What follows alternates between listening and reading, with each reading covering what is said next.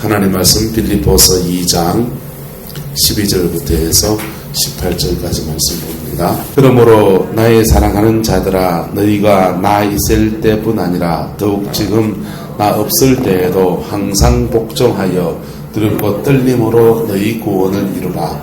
너희 아래 행하시는 이는 하나님이시니 자기의 기쁘신 뜻을 위하여 너희에게 소원을 두고 행하게 하시나니 모든 일을 원망과 시비가 없이 하라. 이는 너희가 흠이 없고 순전하여 어그러지고 거스르는 세대 가운데서 하나님의 흠없는 자녀로 세상에서 그들 가운데 빛으로 나타내며 생명의 말씀을 밝혀 나의 다름질이 헛되지 아니하고 수고도 헛되지 아니하므로 그리스도의 날에 내가 자랑할 것이 있게 하려 함이라. 만일 너희 믿음의 재물과 섬김 위에 내가 나를 전제로 드릴지라도 나는 기뻐하고 너희 무리와 함께 기뻐하리니 이와 같이 너희도 기뻐하고 나와 함께 기뻐하라. 아멘. 우리가 목회해 나가면서 이 말씀을 이루어가는 은혜가 있기를 축복합니다. 예수님의 구원이 완전한가요? 예수님의 구원이 완전한가요? 예수님의 구원이 완전하다, 또 예수님의 구원이 불완전하다. 예수님의 십자가의 구원은 완전하죠. 그런데 그것이 성취되는 것은요, 불완전하게 성취가 됩니다. 과정 중에 있어요. 예수님께 십자가에 죽으실 때에 우리의 죄를 짊어지셨습니다. 우리는 죄가 없어야 돼요. 예수님이 십자가에 죽어 우리의 병도 짊어졌습니다. 우리 병도 그분이 다 짊어졌습니다. 병 걸렸습니까? 모르죠. 걸린 것 같아요. 근데 왜 자꾸 감기 걸려요? 네. 예수님이 십자가에 죽으실 때에 우리의 모든 저주도 다 짊어졌습니다. 근데 왜 저주가 우리한테 아직 있어요?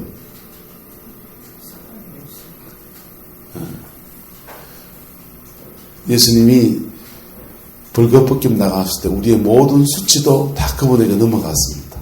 근데 우리는 왜 또 수치를 당해요?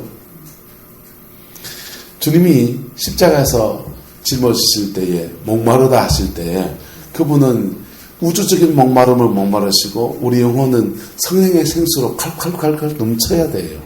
그런데 우리는 발목에서 무릎으로, 무릎에서 허리로 겨우 은혜가 차올라오는 요 정도에서 살아간다.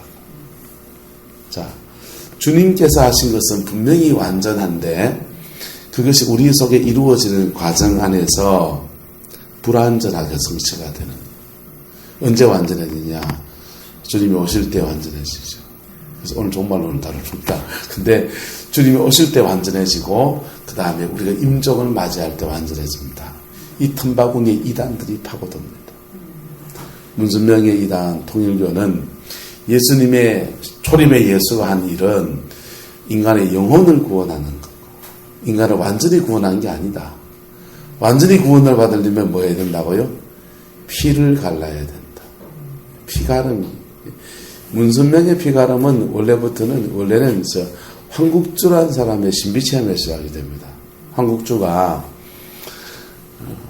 밤에 기도를 하는데 막 자기의 죄를 가지고 실험하면서 기도를 하는데 밤에 천사가 나타나가지고는 불칼을 들고서는 목을 퍽 치면서 이 마귀의 대가리 이러면서 목을 찢어라. 그때부터 자기는 완전한 거룩함, 성결함을 입었다는 거예요. 그래서 이 황국주의 교리에서 목가름 교리가 완전히 거룩해지려면 목을 갈라야 된다. 성경에 목가름이 나오나요? 안 나오나요? 안 나오잖아요. 그러니까 목가름이라는 게 안 나오니까 목 대신에 뭐가 바뀐 겁니까? 피로 바꿔서 약간 성경은 피 중요하게 생각하니까 피를 바꿔야 된다라고 하는 피가름 교리를 바꿔서 세상에 나타난 것. 그리고 이 피가름 교리는 이유성이라는 사람이 생수가름이라는 교리를 또 바꿔서 나타나기도 합니다. 자, 이단들이 그렇게 파고든 여지가 뭐냐? 예수님의 십자가의 죽으심과 그것이 이루어지는 사이의 갭, 이 갭에 파고들어서 인간이 완전해지려고 하는 것. 거룩해지려고 하는 그 열망을 건드리면서 이단들이 그렇게 역사합니다. 오늘 성경은요, 나 있을 때뿐 아니라 항상 지금, 더욱 지금 나 없을 때에도 항상 뭐 하여서 합니까? 복종, 두려움, 떨림. 여러분, 복종한다, 두렵다, 떨린다. 이 말은 쓸 때는 하나님의 어떤 면을 말하는 겁니까? 사랑을 말하는 겁니까? 의미를 말하는 겁니까? 의미죠. 그러니까 사도 바울은 빌립보서를 쓸 때에 너희가 하나님 앞에서 호람되어 하나님 앞에서 복종하고 두렵고 떨림 가운데서 너희의 무엇을 이루라고 합니까? 구원을 이루. 너희 죄 문제를 이렇게 쳐다보면서 주의 십자가 앞에 나가라는 말이죠. 근데 사도 바울은 로마서는 말하기를 이렇게 말합니다. 너희가 그의 죽으심과 합하여 연합한 자가 되었으면 그의 부활과 합하여 연합한 자가 되리라. 우리는 누구와 연합하고? 십자가에 죽으신 예수하고 연합하는데, 우리의 죄 문제를 가지고 십자가에 죽은 예수와 연합하는데, 오늘 본문의 말로 하면은 두렵고 떨리고 복종함으로 의미하신 하나님 앞에 나가는데, 그때에 하나님은 우리가 어떻게 대하시고요? 하나님은 우리에게 한없는 사랑과 긍휼로 대하시고, 예수님은요, 십자가 앞에 죽은 자 가운데, 죽음 가운데 계신 십자가 앞에 나가는데 부활로 우리에게 화답하시고, 할렐루야. 자, 우리는 나가는 게 어떻게 나가고요? 두렵고 떨림으로 나가고 하나님의 그 크신 사랑으로 나타나고, 이게 하나님과 우리가 어우러지는 역사인 것입니다. 누가복음 15장에서도 돌아온 탕자가 아버지 앞에 나갑니다. 당당하게 아버지 앞에 나갑니까? 아니죠. 나를 품꾼의 하나로 봐주세요 하면서 종되려고 나갑니다. 종되려고 두렵고 떨림으로 나가는데, 아버지는 그 돌아온 탕자를 끌어안고서 손가락에 가락지 끼우고 신발 신기고 새 옷 입히고 살찐 송아지 잡아가지고 단치를 벌리고서 그렇게 아들로 맞아주는 거예요. 할렐루야. 이게 믿음의 비밀인 것입니다. 그래서 이순신 장군의 말처럼 죽고자 하면 살고 살고자 하면 죽고 하듯이, 신앙 안에서 나는 죽었습니다 라고 나갈 때에 주님은 새로운 생명을 살려주시고 그 축복을 이루어가는 것입니다. 그래서 우리가 복종하고 두렵고 떨림으로 하나님 앞에 나갈 때에 주님은 우리 안에 구원의 완전함들을 점점 더 빌립보서 2장 12절이에요. 그 구원의 역사를 이루어 가시는 겁니다. 우리가 죽을 때까지 완전해지지 않아요. 은혜 받으면 좀 괜찮다가, 은혜 받으면 우리 육성을 좀 이길 수 있는 것 같이 보이다가, 그 은혜가 떨어지는 날 무섭게 속에서 원망과 불평과 시기와 음란과 온갖 인간의 추잡한 것 다 일어납니다. 그것을 다스리고 끊고 나가면서 날마다 주님 안에서 살아가는 것입니다. 그래서 베드로 사도는 말하기를, 신앙생활의 성장에 대해서 말할 때 이렇게 말했습니다. 주 예수 그리스도와 그를 아는 지식에서 자라가라. 신앙의 성장도 항상 주 예수 그리스도와 그분을 아는 그 지식, 그것을 베이스로 해서 항상 그것을 유지해 가면서 자라가라. 어떤 사람들은 십자가는 발판으로 생각합니다. 죄 문제를 해결하는 발판. 그 다음은 다르게 살아가는 걸 생각해요. 그게 아니고 십자가는 우리의 삶의 신앙 성장의 중심이에요. 날마다 십자가 속에 들어갔다가 또 힘을 얻고 나오고, 십자가 속에 들어갔다가 또 은혜를 입고 나오고, 그게 평생의 삶입니다. 할렐루야. 그런 것들을 유지해가는 저와 여러분 되기를 축복합니다.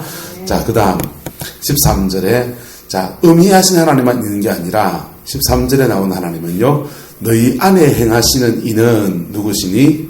하나님이시니. 자, 12절에 나오는 하나님은 어떤 하나님이냐? 한번 따라합시다. 초월하신 하나님. 초월하신 하나님이라는 말은 뭐냐면 우리보다 위에 계셔서 높은 데서 우리를 심판하시고 이래 보신 하나님. 그분 앞에 나갈 때는 두렵고 떨리고 복종함으로 나가고, 그 다음요, 내재하신 하나님, 신의 내재성. 하나님의 내재성, 우리 안에 행하시고 일하시는 하나님은 어떤 모습으로 일하십니까? 우리의 자기의 깊으신 뜻을 위하여 우리 안에 뭘 주시고요? 소원을 주시고 그 소원함 가운데 일해 나가신 분이다. 그렇게 말하고 있습니다. 우리 마음속에 주님이 거룩한 소원함을 주시고 그 소원함 가운데 우리를 이끌어 가신다는 거예요. 안과 밖이 다른 거죠. 안팎에서 주님이 우리를 간섭하셔서 우리를 만들어 나가십니다. 그래서 주님의 영의 인도함을 받는 사람들, 거듭나서 성령을 받은 사람들은 그때부터 성령의 인도를 따라가는 것이 훈련이 되어야 합니다. 목회도 이 훈련이 되어야 돼요. 목회도 성령의 이끄심을 따라가는 게 훈련이 되어야 합니다. 그분의 인도를 따라가는 것이 훈련이 되어야 돼요. 물론 이 기록된 성경 말씀에 위배되면 안 되지만은 우리 내면에 주시는 주님의 세미한 음성이 있습니다. 그것을 잘 분별하는 눈과 귀가 열려지기를 주의 이름으로 축복합니다. 이건 자기 나름에 열리는 거예요. 자기 나름에 나는 꿈으로 인도를 받는다. 나는 하나님께서 말씀을 음성을 주신다. 나는 뭘 해준다 할 때에 자기 속에 한 번, 두 번 검증하다 보면 그게 이게 자기 나름의 이 코드로 말씀하시 있나요, 없나요? 있잖아요. 있겠죠. 있어요. 저는 누구에게나 다 준다고 믿어요. 다른 사람의 예언을 해주는 것은 특별한 부르심 가운데 하는 거지만 자기 인생을 이끌어 가시는 주님의 인도하시면 다 받습니다. 동일합니다. 누구에게나 동일합니다. 위급한 순간에 어떤 상황에서 그 사람에게 반드시 말씀해 줍니다. 그래서 예수님은 내 양은 각각 내가 불러드린다는 거예요. 내 양이 내 음성을 듣는다는 겁니다. 할렐루야. 그게 들려지기를 축복합니다. 안 들려지면 주님은 다르게 말씀하십니다. 안 들려지면 상황을 통해서 말씀하십니다. 상황을 통해 말씀하시는 것은 때로는 개고생이 될까요? 안 될까요? 개고생이 된다. 상황 속에서 말씀하시는 것은 개고생이 돼요. 그리고 어떤 예언자를 통해서 들려진 말들이 틀릴 때가 있나요? 없나요? 틀릴 때 있죠. 틀려서 거기에 휘말려가지고 개고생을 하는 사람을 저는 며칠 압니다. 그분 나름 신령하다고 하는 사람들도 여러분 잘 분별해야 돼요. 잘 분별해야 돼요. 그리고 하나님의 은사는 하나님이 9가지 은사를 누구에게나 다 주는 게 아니거든요. 그 사람의 메인 사역이 있고 메인 부르심이 있기 때문에 주사역이 뭔지를 알고 그 사람의 주사역을 통해서 그 사람에게 도움을 받아야 돼요. 오히려 그 사람의 보조사역은 내가 그 사람을 도와줘야 될 수도 있다. 무슨 말인지 되죠? 그래서 바깥의 것은 분별도 필요하고 내 안의 것들도 분별이 필요합니다. 제가 경험해 보니까 주님의 인도하심, 주님의 영적인 사인은 3가지 코드로 와요. 방법적 3가지 코드가 아니고 어떤 코드로 환상을 주든지 꿈을 주든지 꿈꾸는 사람은 기도 많이 하면 영이 더 깊어지면 환상을 보게 되어 있습니다. 근데 3가지로 줍니다. 첫 번째는 지식, 지혜, 예언, 이 순서입니다. 첫 번째 주어지는 것은 지식이에요. 지식은 뭐냐면 영적 상태. 네가 지금 어떤 영적 상태인지를 보여주는 게 첫 번째입니다. 이것에 반응하면 이것에 잘 적용하는 것이 지혜입니다. 잘 적용하면 2가지가 세워지는데요. 주님과의 인격적 관계가 세워지고요. 또 하나는 인격적 관계에서 주님과의 신뢰 관계가 깊어지고 또 하나는 내가 준비되게 되어 있습니다. 그게 자기 가정을 놓고 늘 기도하는 사람들은 가정에 대해서 보여주세요. 자기 기도의 한계만큼 영적인 분량의 한계만큼 정확하게 보여줍니다. 나라와 민족을 위해서 기도를 안 하는 사람에게는 하나님 나라와 민족을 보일까요? 안 보일까요? 안 보이죠. 예, 어쩌다 보일 수 있을지 모르지만 거의 보여주지 않습니다. 예, 그의 수준에 맞게 딱 보여줍니다. 교회 담임 목사가 되면 어떤 줄 아세요? 교회를 보여주기 시작해요. 자기 교회를. 전 구룡포에 턱 내려왔더니 하나님이 오자마자 계속 우리 교회를 보여주기 시작하는데 쥐새끼들이 막 바글바글 하더라고. 쥐잡으라는 거죠. 가난이죠. 가난. 쥐잡으라는 거죠. 어느 날은 밤에 기도하고 잤는데, 꿈에 용이 막 용 3마리가 떠가지고, 와, 이렇게 막, 주의 종들을 막 공격하는 그런 걸 막 보여줘요. 영적 전쟁이 심각할 거다. 잘 준비해라. 이런 뜻이죠. 자, 주님이 보여준 것들은 그렇게 어떤 상황들을 보여줘요. 어떤 때는요, 교회 화장실에 제가 똥매려고 화장실 갔더니 화장실 변기가 막 깨져 있고 있잖아요. 변기가 막 깨져 있고 막 여기저기 욕실에 막 화장실에 똥이 막 척척척 붙어 있어요. 묻어 있어요. 그거 꿈꿨습니다. 뭐 하라는 겁니까? 청소하라는 거예요. 근데 자기 집 화장실을 보여준 사람들은 저그 집 화장실 청소하라는 거고, 좀 큰 화장실, 교회 화장실 보여준 거는 교회의 영적 상태가 이런 상태니까 회개의 말씀을 전하고 중보하면서 그들이 회개하도록 그렇게 끌어내라. 찬송도 그때 무슨 불러야 됩니까? 구주의 십자가 보혈로 부르고 거친 세상에서 실패하고 이런 거 부르든지 그래야 되죠. 자, 우리의 마음속에 뭘 주시고 소원을 주시고 그 소원함 가운데 이끌어 가시는 것들이 훈련되어져야 된다는 얘기예요. 그것을 인도함을 받기 시작하면 어디 예언자 찾아갈 필요가 없습니다. 없고 자기 응답은 자기가 받고 그날 적용합니다. 그분의 인도하시면 저 많이 20년 뒤에 얘기를 잘 안 해주세요. 오늘 내가 해야 할 일, 오늘 내가 마땅히 순종해야 될 것, 눈앞의 것들을 보여줍니다. 마귀는요, 훅가시를 해가지고 20년 뒤에 어마어마한 일이 일어날 것처럼 말해줍니다. 그거 누가 책임집니까?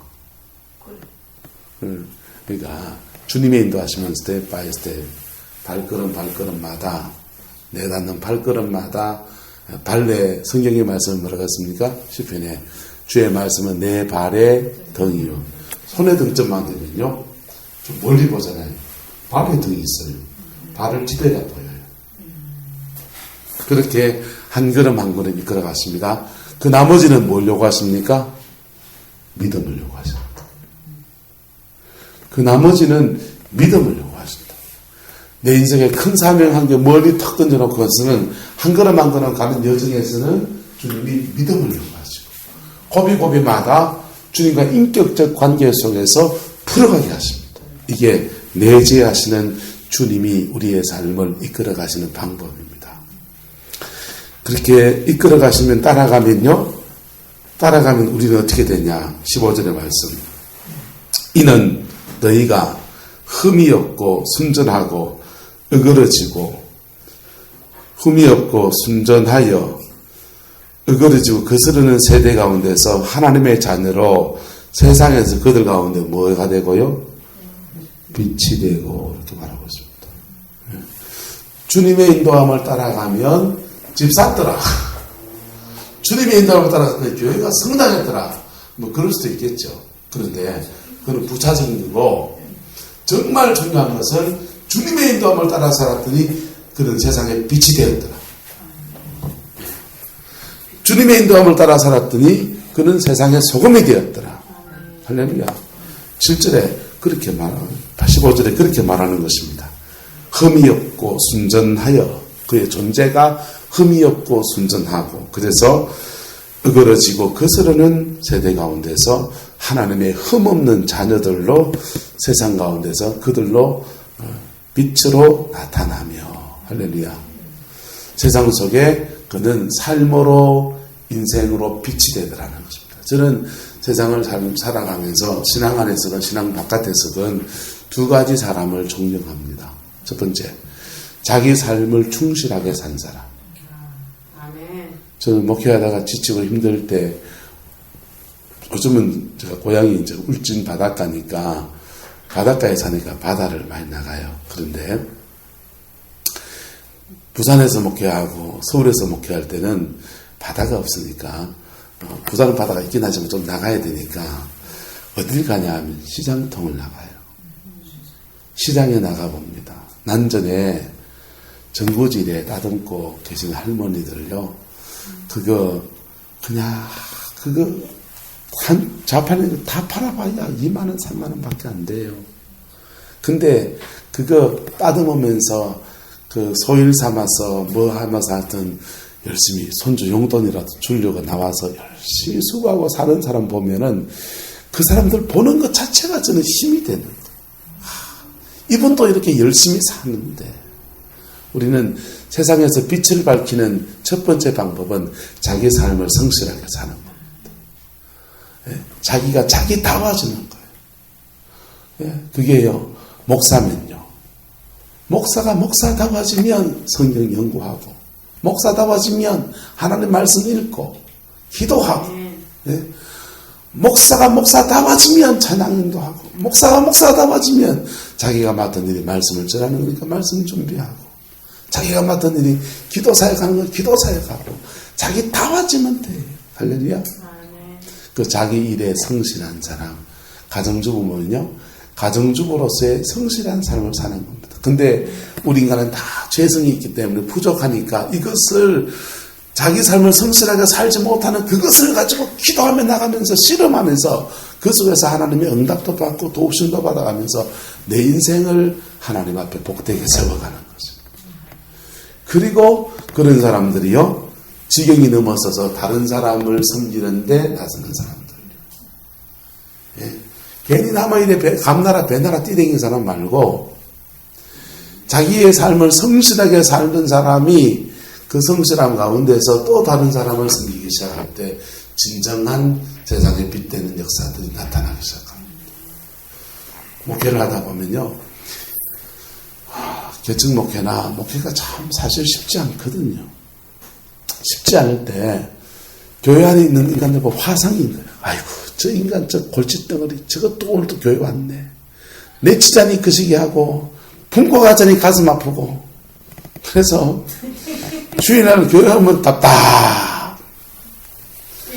그리고는 교회는 잘 안 되고 답답하니까는 노예 가보면, 노예 가서 목사님들끼리 만나가지고 밥 먹고 있으면은 니도 아프냐 나도 아프냐 하면서 서로 말도 통하는 사람들이 있어요.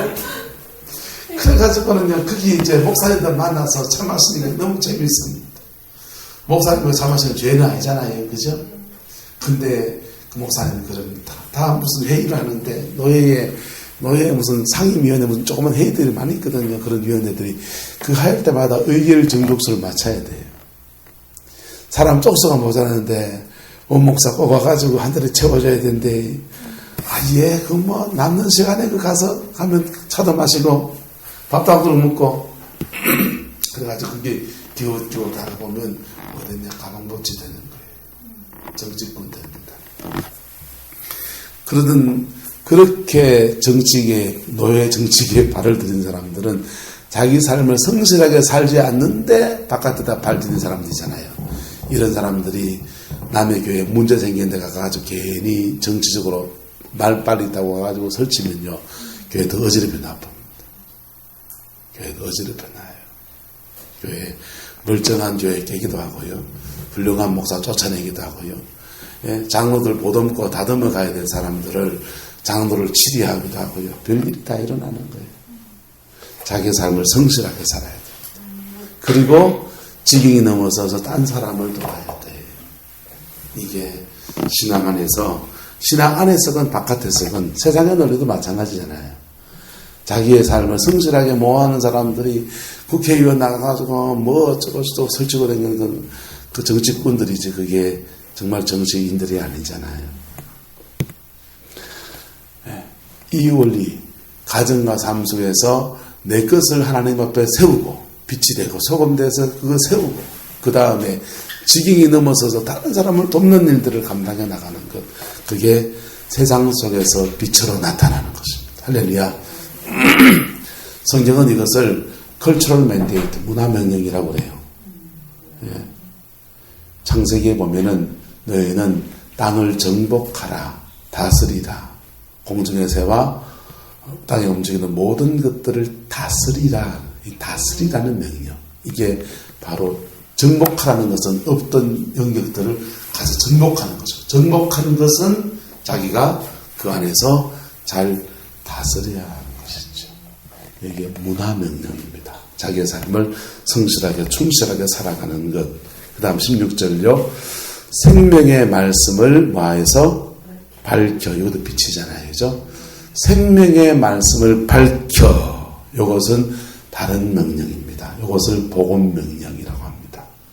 영어로는 에반젤 맨데이트라고 그래요. 예. 마태복음 28장에 너희는 모든 민족에게 복음을 전하라 그랬지 않습니까? 내 주변에 있는 사람이든 모든 사람이든지 간에 복음을 전하라는 것. 생명의 말씀을 밝혀. 우리는 신앙 안에서 이 두 가지 명령을 따라서 이루며 살아가야 합니다. 목사든지 성도든지 권사든지 상관없이 자기의 삶에 충실해야 합니다. 그리고 자기의 삶의 자리에서 빛을 밝혀야 합니다.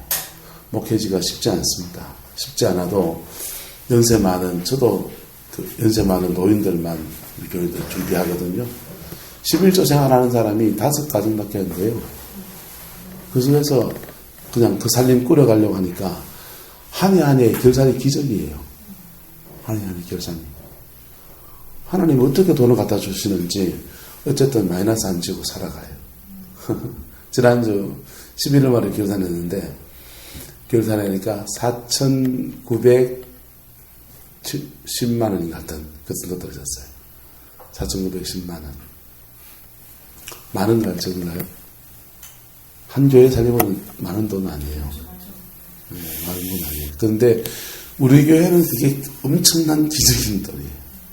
네, 4,910만 원. 제 앞에 목사님은 사례비를 못 받았어요. 교회가 헌금이 안 나와서. 저 곳은 사례비 빠진 적은 없고 매달 하나님이 어떻게 채워주신다 해서 채워주세요. 그리고 교회가 제가 4년째인데 4년 동안 빚을 4천만 원 갚았어요. 오, 대단하시네. 빚이 지금 제가 왔을 때 6,500 있었는데 4천만 원 갚고 2,500 남았어요. 그 살림. 건축 하세요. 더 빚지라고. 전 진짜 빚지는 거 싫어요. 아우. 교회는요, 목회를 앞으로 해보십시오. 가급적 빚을 지지 마세요. 괜히 교회에서 장로님들과 싸우는 다툼이 목회자의 윤리성이나 교회 성장이나 이런 것들은 목회 본질적인 부분이지만은 그거 외에 싸울 때의 제목은 다 돈입니다. 돈 때문에 싸워요. 그러니까 돈 빚지면 사람들 마음이 쫓이고요. 그리고 재정이 적으면 고통 분담하려고 해야 되죠. 목사도 고통 분담. 4년 동안 저 사례비 한 번 못 올리고 지금까지 왔어요. 자, 그건 딴 얘기고. 자, 우리는 세상 속에서 두 가지 사명, cultural mandate. 세상 속에서 빛이 되는 것. 그 다음에 에반젤 mandate, 복음 명령, 생명의 말씀을 밝혀서 그렇게 수고하는 것. 그것에 최선을 다해야 합니다. 근데 이것을 다하기 위해서 베이직이 있는데 뭐냐? 바로 내 안에서 나의 구원을 날마다 이루어가는 삶. 할렐루야. 우리 완성된 존재가 아니에요. 완성된 존재가 아니기 때문에 주님 안에서 나의 구원을 이루어가는 삶을 살아야 되고, 두 번째로는 우리 안에 행하시는 성령님의 인도를 따라가는 삶을 살아야 합니다. 성령님은 굉장히 민감하십니다. 민감하셔서 우리가 영적으로 거슬리는 행동을 한다든지 마음을 비틀게 쓰면 그 음성이 안 들려요. 그래서 십자가 앞에 서서 회개하고 다시 서면 들리기 시작합니다. 그래서 성령의 음성이 들리는 그 한순간을 놓치면 안 돼요. 그분의 음성은 이거 되라 저거 되라 이런 게 보통 아니에요. 그분의 음성은 이것을 하면 좋겠다. 야, 이게 정말 좋겠다. 이런 소원함으로 등장합니다. 소원함으로. 그래서 그거 한순간 놓치면 성정이 급한 사람은 대부분 놓쳐요. 제가 아는 친구는 김문택 목사라고, 이 친구가 그 김영민 선교사님의 복음학교를 가서 완전히 박살나서 깨져왔거든요. 그래가지고는 십자가 앞에 자기의 죄를 직면하며 회개했습니다. 무슨 죄를 직면했는지 말 안 할 거예요. 자기의 죄를 그 사람들 앞에 다 고백하고 이런 죄인인데 예수님의 피로 구원받았습니다. 이 고백했습니다. 그리고부터 자기 속에 이상한 울림이 일어나는 거예요. 그런 죄의 습관은 다시 그 습관이 길들여진 습관이 사단이 또 역사를 할 때마다 자기의 마음속에 찬송한 것들이 떠오릅니다. 이 친구의 경우에는 그 사랑 얼마나 크고 놀라운지를 그 사랑 얼마나 나를 부욕해 하는지 그 찬송이 한가락에 탁 떠오르는 거예요. 그러면서 마음속에서 불끈 이런 결심이 일어납니다. 맞아, 내가 어떤 은혜로 구원을 받았는데, 내가 어떤 은혜로 구원을 받았는데, 그래서 그 죄에 안 떨어지고 마음을 돌이키는 거예요. 이게 우리 마음속에 주님이 일하시는 방식이에요. 예. 천둥 같은 소리로 와 이렇게 말하지 않습니다. 언제 그렇게 말하시느냐? C.S. 루이스는 이렇게 말했어요. C.S. 루이스는 고통은 하나님의 확성기다. 언제 주님이 그렇게 말한다고요? 고통 가운데 있을 때.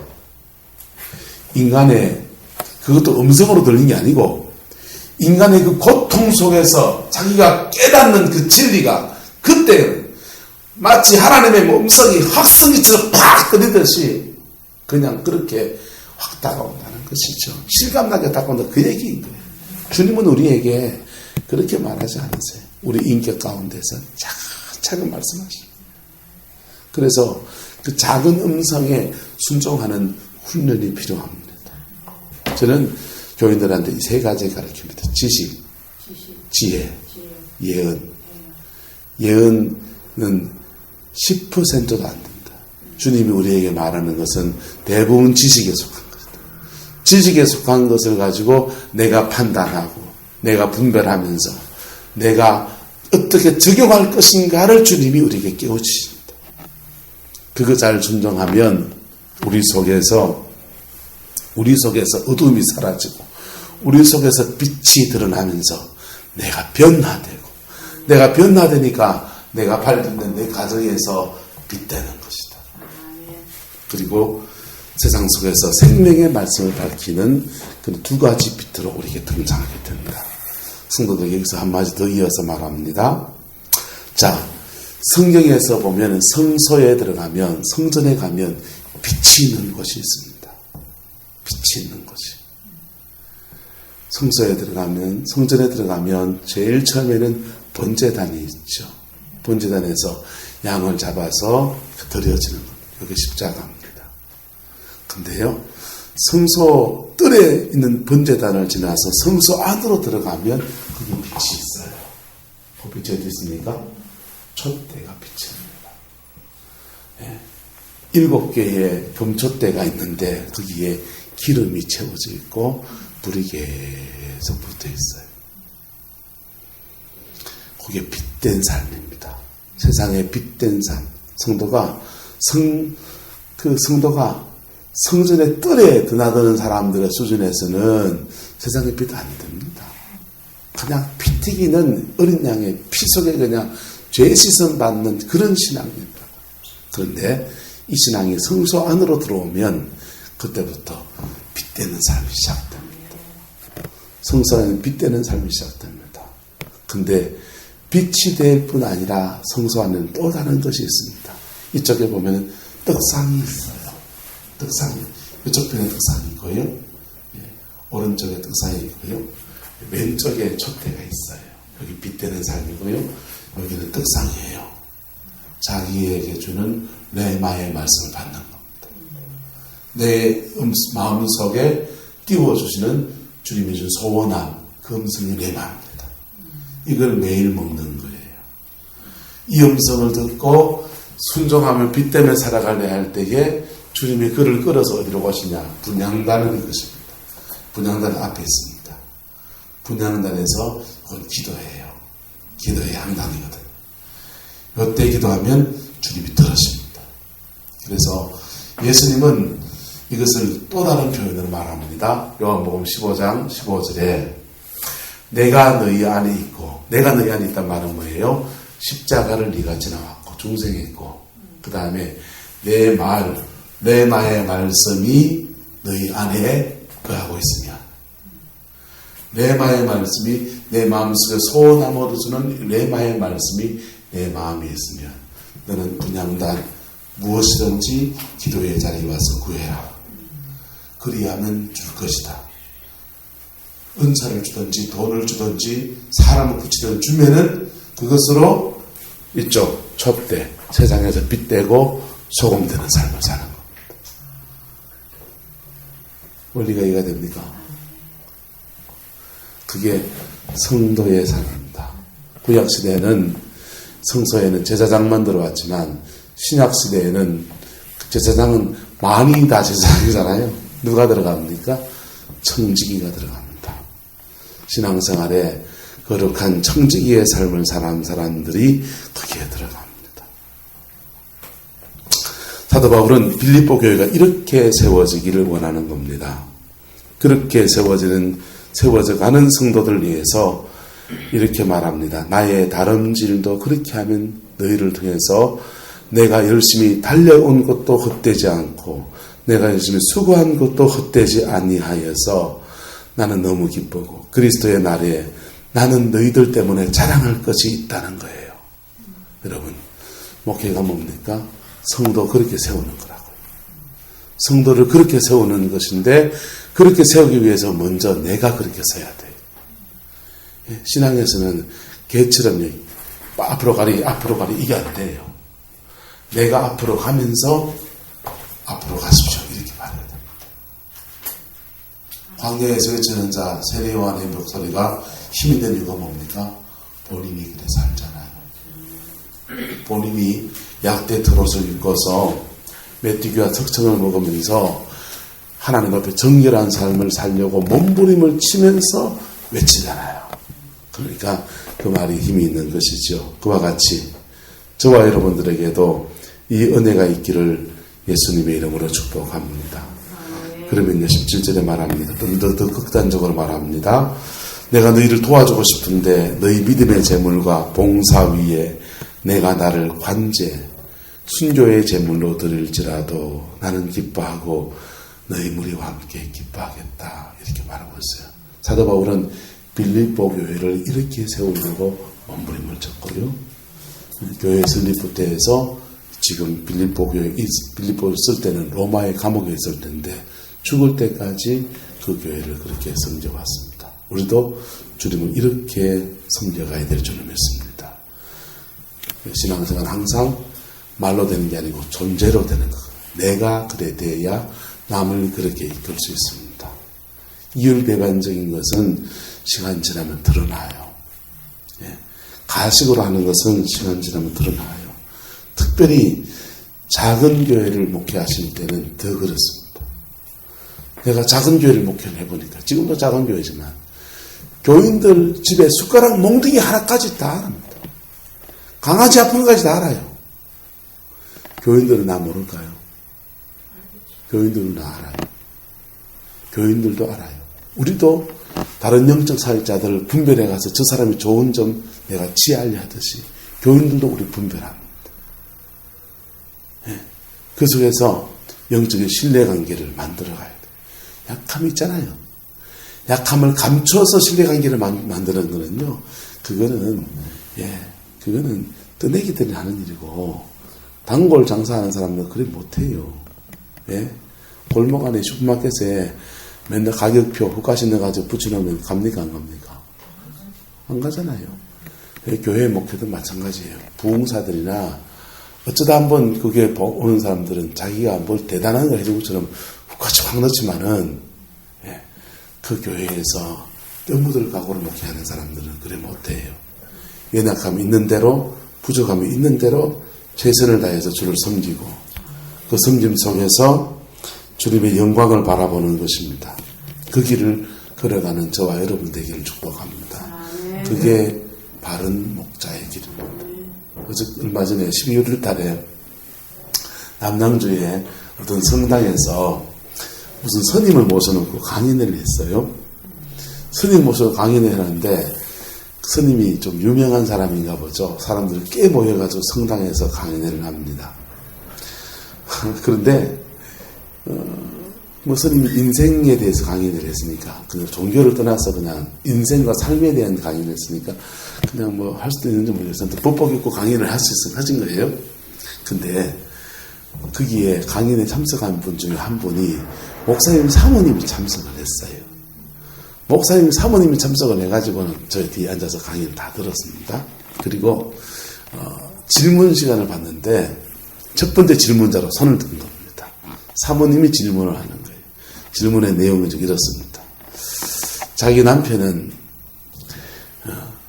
대학 졸업하고 신학대학을 졸업하고 참 똑똑한 사람이어서 유학을 가는데 그 학교에서 유학 장학금을 주는 코스를 신청을 했고 그게 이제 실력으로 봤을 때는 남편이 분명히 받는 거라고 했는데 딴 놈이 받아가보다는 거예요. 그래서 생돈 내가지고 유학을 갔다는 거예요. 근데 유학을 갔어요. 가서 또 박사를 받아봤대요. 박사학위를 받아봐가지고 이제 그 신학교에 교단 신학교에 이제 강사가 된 거예요. 강사가 돼서 강의를 막 이렇게 하는데 강사가 된 사람들의 꿈이 뭡니까? 정교수 되는 거는. 정교수 되려고 신청을 해놓고는 기다리고 있는 겁니다. 근데 분명히 남편의 국가점수가 돼 있어서 정교수가 돼야 되는데 또 딴 놈이 줄대가지고 정교수 되고 자기는 탈락한 거예요. 탈락해가지고 좀 낙심하고 지쳐있는데 어느 교회에 성병이 들어온 겁니다. 그래서 교수는 내 길이 안 갔다. 저 세상 더럽다 하면서 목회를 갔다는 거예요. 목회를 가서 갔더니 그 교회가 목사 제천하기로 유명한 교회였다는 거예요. 근데 가는 데마다 이래 안 좋은 거 그리는지. 그래서 가니까는 여진교회. 그래서 그래도 그 교회를 왔으니까 주의적으로 최선을 다한다고 합니다. 온갖 정성 다해서 6년 동안 그 교회를 섬겼는데 장로님이 그 교회 장로님 무슨 말하든 6년 만에 또 이제 3년마다 임시목사는 재청빙 과정 있잖아요. 또 탈락, 또 잘렸다는 거예요. 그 잘리고 나니까는 시어머님께서 목사님의 어머니 권사님이 며느리 사모님과 전화를 해서 너그 신랑이 목회를 지금 이러고 있는 것은 다 네 탓이다. 네가 똑바로 안 해서 그런 게 아니야. 이러면서 막 구박을 하더라는 거예요. 그래서 속도 상하고 성질도 나고 그리고 세상도 원망스럽고 교회도 원망스럽고 신학교도 원망스럽고 그 장학제도도 원망스럽고 뭔 이렇게 이런 세상이 있냐고 그냥 하소연을 한 바가지를 했습니다. 스님이 뭐라 했겠습니까? 11월 달에 했던 얘기입니다. 스님이 아주 복음적인 얘기를 하십니다. 당신 신랑은 진짜 목회자의 길을 걸어간다. 진짜 예수의 길을 걷는 사람입니다. 왜? 종교적 스타가 되는 길이 아니라 낮고 힘들고 어려운 처지에서 좁은 길을 걸어가는 십자가의 그 길을 걸어가는 사람이 당신 신랑이고 당신 신랑이 신학교 교수대가 땅땅 넘을 수 있을지 모르지만 큰 교회 담임 목사가 돼가지고 월급 많이 받고서 사람이 많이 받아서 배 두드리며 사회 가수 있을지 모르고 그 종교적 스타가 가는 길이고 예수가 가는 길은 아니다. 예수가 가는 길은 좁고 험한 길이고 십자가의 길이고 자기 목숨을 찢어서 다른 사람에게 나누어주는 그 길인데 당신 신앙은 그 길을 가는 것이다. 사모님이 관점이 잘못됐다. 11월 달에 남양주의 성당에서 일어난 일입니다. 제 페이스북에 올려놨는데 사모님이 돼가지고 스님 찾아가지고 그거 인생 상담하는 게 참 거시기 하긴 하지만은 스님은 그러니까 가족 입장에서는 그렇게 느낄 수 있을지 모르지만은 어쨌든 스님은 현명한 답을 하신 것이죠. 현답을 하신 것이고 하신 건데 하여튼 우문의 현답입니다. 그 다음은 모르죠. 신문에 그것밖에 안 났으니까. 자, 그래서 우리가 신앙생활을 하면서 좁고 힘든 일이지 모르지만 그분의 임재 앞에서 두렵고 떨림으로 두렵고 떨림으로 복종함으로 그분의 십자가 앞에 다가서는 삶을 살고 그리고 내 안에 행하시는 성령의 이끄심을 따라 살아갈 때에 우리도 좁은 길을 걸어가지만은 그 일들 속에서 그 스님은 계속 구도자의 길을 걷는 것만 말했지만은 우리 복음은 구도자의 길을 걸어갈 때에 주님은 우리에게 무엇을 주신다고요? 권위도 주시고 달란트도 주시고 할 수 있는 역량도 주시고 결국은 우리의 가나안으로 이끄시는 겁니다. 아멘. 광야는 구도자의 길을 가는 것이지만은 광야의 구도자의 길을 가면서 주님 우리의 삶에 열매를 주십니다. 아멘. 사도 바울은 빌립보 교회에 이 열매를 맺으라라고 권하고 있습니다. 그렇게 열매를 맺으려는 자세를 가지고 달려갈 때에 나도 최선을 다해서 너희를 돕겠다. 그렇게 말하고 있는 것입니다. 여러분, 목회가 쉽지 않습니다. 그 속에서 좁은 길 걸어갈 각오할 수 있기를 축복합니다. 그리고 그 좁은 길을 이런 자세로 걸어갈 때에 주님은 그의 걸맞게 축복하여 주십니다. 그 복이 있기를 주님의 이름으로 축복합니다. 기도하겠습니다. 고마우신 아버지 하나님, 주님 사랑합니다. 주님 의지합니다.